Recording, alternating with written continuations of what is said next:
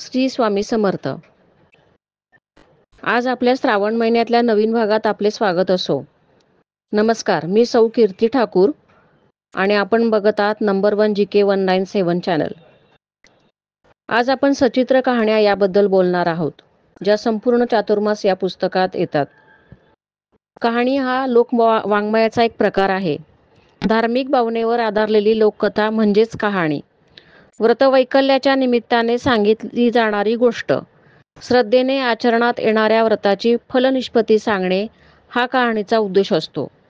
चातुर्मासात आचरणात आणावयाची जी व्रते व नियम आहेत ती केव्हा, कशी व का घ्यावयाची याचा खुलासा या कहाण्यांमधून होतो. काही कहाण्या देवदेवतांचे महात्म्य सांगणाऱ्या असतात. कहाणी हा लोकवाङ्मयाचाच एक प्रकार असल्याने त्याचा समावेश अभिजात ललित वाङ्मयात केला जातो. पूर्वीचे सर्वच वाङ्मय लिखित स्वरूपात नव्हते, तर मुखोद्गत केलेले असे आणि कहाण्याही त्याच प्रकारे सांगणाऱ्या बायका असत व त्या घरोघरी जाऊन ह्या कहाण्या सांगत असत.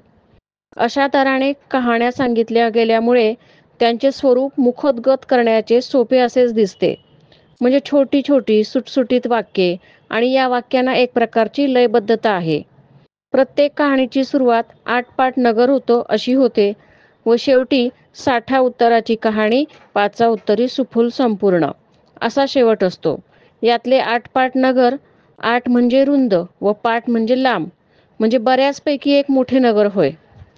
आपले सर्व पौराणिक वाङ्मय हे उत्तराच्या स्वरूपात लिहिले गेले आहे.